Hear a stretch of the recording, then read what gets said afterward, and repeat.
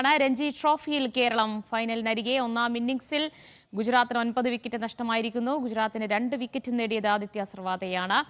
വിവരങ്ങൾ മഹേഷ് പോലൂർ നൽകും. മഹേഷ, ഫൈനൽ പ്രവേശനം ഉറപ്പിച്ചു കഴിഞ്ഞോ കേരളം? കഴിഞ്ഞു എന്നൊരു പക്ഷേ നമുക്ക് പറയേണ്ടി വരും. കാരണം ഇന്നൊരു പകൽ കൂടി ബാറ്റ് ചെയ്ത് വിക്കറ്റ് വീഴാതെ കാത്താൽ കേരളത്തെ സംബന്ധിച്ചിടത്തോളം ചരിത്രത്തിൽ ആദ്യമായി രഞ്ജി ട്രോഫിയുടെ ഫൈനൽ കളിക്കാൻ കേരളം യോഗ്യത നേടും. നോക്കൂ, ഇന്ന് 3 വിക്കറ്റ് ആണ് കേരളത്തിന് നിർണായകമായി വേണ്ടിയിരുന്നത്. 28 റൺസ് എടുത്താൽ ഗുജറാത്തിന് അവർക്ക് ലീഡ് എടുക്കാമായിരുന്നു. അവസാന നിമിഷം 2 റൺസ് വേണ്ട സമയത്ത് ആദിത്യ സർവാത്തയുടെ പന്തിൽ നഗസ്വാല ഒരു ഷോട്ടിന് ശ്രമിക്കുന്നു. ആ ഷോട്ട് നേരെ സില്ലി മിഡോണിൽ സൽമാൻ നിസാറിന്റെ ഹെൽമറ്റിൽ കൊണ്ട് ആ പന്ത് വായുവിലേക്ക് ഉയരുന്നു. അനായാസം മുഹമ്മദ് അസുറുദ്ദീന്റെ കൈകളിലേക്ക് ആ പന്ത് വിശ്രമിക്കുന്നു. മുഹമ്മദ് അസുറുദ്ദീനെ കേച്ചെടുത്തതോടുകൂടി കേരളം ഫൈനലിലേക്ക് കടക്കുന്നു എന്ന് നമുക്ക് പ്രതീക്ഷിക്കാം. അതായത് ഇനി 2 ടീമിനും ഓരോ ഇന്നിങ്സ് ബാറ്റ് ചെയ്യേണ്ടതുണ്ട്.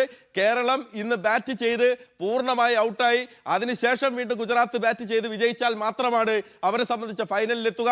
അതല്ലെങ്കിൽ കേരളം ചരിത്രത്തിൽ ആദ്യമായി രഞ്ജി ട്രോഫിയുടെ ഫൈനൽ കളിക്കാൻ പോകുന്നു എന്നുള്ള ചരിത്ര നിമിഷത്തിലൂടെയാണ് കടന്നു പോകുന്നത്. കേരള ക്രിക്കറ്റിന് അഭിമാനിക്കാൻ പറ്റുന്ന നിമിഷത്തിലൂടെയാണ് നമ്മൾ കടന്നു പോകുന്നത്. നിർണായകമായ 3 വിക്കറ്റുകൾ വീഴ്ത്തിയത് ആദിത്യ സർവാത്തയാണ്. സർവാത്തയുടെ സർവാധിപത്യം ഇന്ന് അഹമ്മദാബാദ് നരേന്ദ്രമോദി സ്റ്റേഡിയത്തിൽ നമ്മൾ കണ്ടു. ജലജ് സക്സേനയുടെ നിർണായകമായ 4 വിക്കറ്റുകൾ സക്സേന എന്ന് നമുക്ക് പറയേണ്ടി വരും. ജലജ് സക്സേന 4 വിക്കറ്റുകൾ അദ്ദേഹവും വീഴ്ത്തി. കേരളത്തിന്റെ സ്പിന്നർമാർക്ക് മുന്നിൽ ഗുജറാത്ത് മുട്ടുവിറച്ച് കീഴടങ്ങുന്ന കാഴ്ചയാണ് നമ്മൾ കണ്ടത്. തുടക്കത്തിൽ തന്നെ നമ്മൾ പറഞ്ഞിരുന്നു, 2ാം ദിനത്തിൽ പിച്ചിന്റെ സ്വഭാവം മാറിയ നിമിഷം തൊട്ട് നമ്മൾ പറയുന്നുണ്ടായിരുന്നു സ്പിന്നിന് അനുകൂലമായ പിച്ചായി മാറും കേരളത്തിന്റെ സ്പിൻ ബൗളിംഗ് നിര. നമുക്കറിയാം ജലജ് സക്സേന, ആദിത്യ സർവാത്തെ, അക്ഷയ് ചന്ദ്രൻ തുടങ്ങിയ കേരളത്തിന്റെ സ്പിന്നർമാർ. അഹമ്മദ് ഇമ്രാന് നേരിയ പരിക്ക് പറ്റിയതുകൊണ്ട് അദ്ദേഹം ഓവർ മാത്രം എറിഞ്ഞ് അദ്ദേഹം വിശ്രമത്തിലേക്ക് പോയി. പക്ഷേ ബാക്കി 3 ബൗളർമാരും ഗുജറാത്തിന്റെ ബാറ്റർമാരെ വട്ടം കറക്കിയതും നമ്മൾ കണ്ടതാണ്. പക്ഷേ ഗുജറാത്ത് പൊരുതിയിരുന്നു, അവരുടെ ബാറ്റർമാർ പൊരുതിയിരുന്നു. 2 റൺസ് അരികെ 2 റൺസ് പിന്നാലെ ഗുജറാത്തിന് മുട്ടുമടക്കേണ്ടി വന്നു. ഗുജറാത്തിന് വീഴേണ്ടി വന്നു. ഗുജറാത്തിനെ സംബന്ധിച്ചിടത്തോളം അവരുടെ കാണികൾക്ക് മുന്നിൽ, അവരുടെ തട്ടകത്തിൽ അവർക്ക് കാലിടേണ്ടി വന്നു. കേരളത്തിന്റെ സ്പിൻ ബൗളിങ്ങിന് മുന്നിൽ പിടിച്ചു നിൽക്കാനാകാതെ ഗുജറാത്തിന് കീഴടങ്ങേണ്ട കാഴ്ച നോക്കൂ. ചരിത്രത്തിൽ ആദ്യമായി കേരളം രഞ്ജി ട്രോഫിയിൽ കളിക്കാൻ പോവുകയാണ്, ഫൈനൽ കളിക്കാൻ പോവുകയാണ്. ഇതിനു മുൻപ് 2019 ഗുജറാത്തിനെ കീഴടക്കിയാണ് നമ്മൾ ഒരു സെമി ഫൈനൽ കളിച്ചത്. വയനാട്ടിൽ രോഹൻ കുന്നുമലിന്റെ ഇരട്ട സെഞ്ചുറി, 2 ഇന്നിംഗ്സിലുള്ള സെഞ്ചുറി നമുക്ക് ഓർമ്മയുണ്ട്.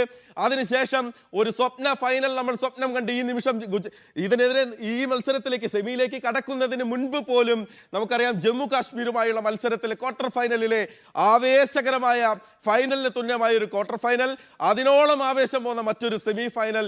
ഇതാ കേരളം ഫൈനലിന് തൊട്ടരികെ ഇന്ന് പകൽ ഒരു 10-60 ഓവർ കേരളം പിടിച്ചു നിൽക്കുക എന്നുള്ളതാണ്. കേരളത്തിന്റെ മുഴുവൻ ബാറ്റർമാരെയും അങ്ങനെ വീഴ്ത്താൻ ഗുജറാത്തിന് കഴിയില്ല. കാരണം നമ്മുടെ ബാറ്റിംഗ് പടയെക്കുറിച്ച് നമുക്കറിയാം. അക്ഷയ് ചന്ദ്രൻ നമുക്കുണ്ട്, ജലജ് സക്സേന നമുക്കുണ്ട്, സച്ചിൻ ബേബി നമുക്കുണ്ട്, രോഹൻ കുന്നുമൽ നമുക്കുണ്ട്, സൽമാൻ നിസാർ ഉണ്ട്, മുഹമ്മദ് അസറുദ്ദീൻ ഉണ്ട്, MD നിതീഷ് വരെ ബാറ്റ് വീശി അവരെ കറക്കാൻ, അവരെ പ്രതിരോധിക്കാൻ കെൽപ്പുള്ള ബാറ്റർമാരുടെ നിര നമുക്കുണ്ട്. അതുകൊണ്ട് തന്നെ കേരളം ഫൈനലിലേക്ക് കടക്കുന്നു എന്ന് നമുക്ക് പ്രതീക്ഷയോടെ കാത്തിരിക്കാം. എന്തായാലും ഇതൊരു ചരിത്ര നിമിഷമാണ്. ഇന്നോളം നമ്മൾ കേരളം രഞ്ജി ട്രോഫിയുടെ ഫൈനലിലേക്ക് എന്നുള്ള ഒരു വാർത്ത എവിടെയും വായിക്കുകയോ കേൾക്കുകയോ ചെയ്തിട്ടില്ല. ആദ്യ റൗണ്ടിൽ പുറത്താകുന്നു, അങ്ങേയറ്റം പോയാൽ എലൈറ്റ് ഗ്രൂപ്പിൽ പുറത്താകുന്നു, അതിനുമപ്പുറം പോയാൽ ക്വാർട്ടർ ഫൈനൽ കളിക്കുന്നു എന്നുള്ള വാർത്തകളൊക്കെയാണ് കണ്ടതും കേട്ടതും. പക്ഷേ ഇതാ കേരളത്തിന്റെ ചുണക്കുട്ടികൾ ആദ്യമായി രഞ്ജി ട്രോഫിയുടെ ഫൈനലിൽ പന്തെറിയാൻ പോകുന്നു, ബാറ്റ് വീശാൻ പോകുന്നു. ആദ്യമായാണ് ഫൈനലിലേക്ക് കേരളം എത്തുന്നത്. പക്ഷേ ഫൈനൽ മാത്രമല്ല, രഞ്ജി ട്രോഫി കിരീടവും കൊണ്ട് തന്നെ കേരളത്തിന്റെ ചുണക്കുട്ടികൾ മടങ്ങി വരുമെന്ന് നമുക്ക് പ്രതീക്ഷിക്കാം. തീർച്ചയായും ഈ ഫോം തുടർന്നാൽ, ഒരു പക്ഷേ നമുക്കറിയാം ഈ ഫോം തുടർന്നാൽ എതിരാളികൾ ആരായാലും കേരളത്തെ ഭയക്കേണ്ടി വരും.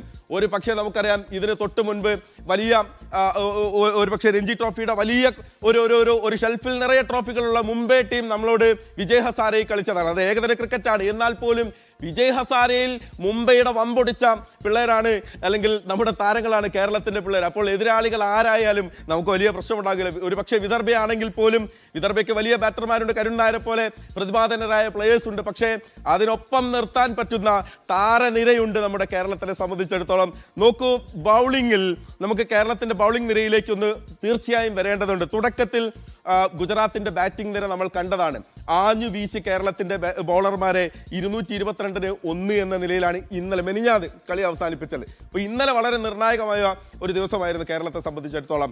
ഇന്നലെ ജലജ് സക്സേനയുടെ ബോളിംഗ് നമ്മൾ കണ്ടു. അദ്ദേഹമാണ് ഒരു പക്ഷേ ഈ മത്സരം നമ്മുടെ വരുതിയിലേക്ക് കൊണ്ടുവന്നത്. കേരളത്തിന്റെ കോട്ടയിലേക്ക് ഈ മത്സരം എത്തിക്കുന്നത് ജലജ് സക്സേനയുടെ പന്തുകളാണ്. അദ്ദേഹം നമുക്ക് നൽകിയ ആത്മവിശ്വാസമാണ് മറ്റുള്ള ബൗളർമാർ ഏറ്റെടുക്കുന്നത്. ഇന്നലെ ആദിത്യ സർവാത്തേക്ക് വലിയ വിക്കറ്റുകളൊന്നും കിട്ടുന്നുണ്ടായിരുന്നില്ല, വലിയ ടേൺ കിട്ടുന്നുണ്ടായിരുന്നില്ല, വലിയ വേരിയേഷൻ ഒന്നും ഉണ്ടായിരുന്നില്ല അദ്ദേഹത്തിന്റെ പന്തിൽ.